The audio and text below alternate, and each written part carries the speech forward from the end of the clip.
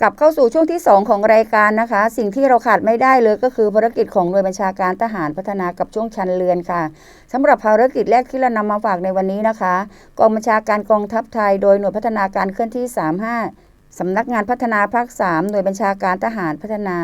ได้จัดชุดให้บริการผสมเทียมโคกระบือโดยใช้น้ำเชื้อพันธุ์อเมริกาบามันแดงนะคะแล้วก็สายพันธุ์ชาโรเร่ตรวจท้องกระบือรักษาโรคปากและก็เท้าเปื่อยของโคติดตามลูกโคเกิดใหม่ด้วยค่ะติดตามลูกโคเกิดใหม่ดังนี้นะคะ 1. นายสิริพงษ์อานุภาพบ้านไม้ยาตำบลไม้ยาอำเภอพญาเมงรายจังหวัดเชียงราย 2. นายสงวนสิทธิ์กิตติสารบ้านเกียงตำบลแม่รอยอำเภอเทิงจังหวัดเชียงราย 3. นายนัดดาไดทรินบ้านศพเปาตำบลแม่เปาอำเภอพญาเมงรายจังหวัดเชียงราย 4. นายบรรหารพรมจักร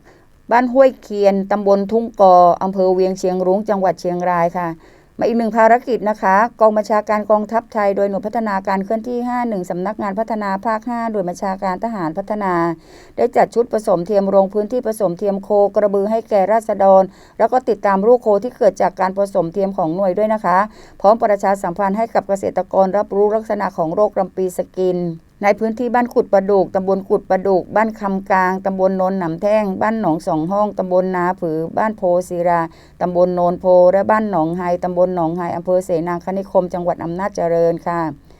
มาภารกิจสุดท้ายของรายการนะคะกองบัญชาการกองทัพไทยโดยหน่วยพัฒนาการเคลื่อนที่16สำนักงานพัฒนาภาค1หน่วยบัญชาการทหารพัฒนาได้จัดชุดผสมเทียมโคสถานีผสมเทียมและออกติดตามลูกโคเกิดของเกษตรกรผู้เลี้ยงโคจำนวน3รายดังนี้นะคะ 1. นายเว้นจิตเพชรจำนวน2ตัวเพศผู้สีขาวและเพศเมียสีน้ำตาล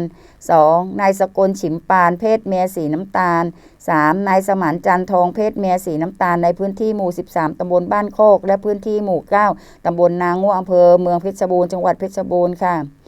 อยู่จุดไหนอย่างไรขอให้คุณผู้ชมคุณผู้ฟังขับขี่รถด้วยความระมัดระวังด้วยนะคะแล้วก็ขอให้มีความสุขตลอดทั้งวันกลับมาพบกันใหม่ในวันพรุ่งนี้สวัสดีค่ะ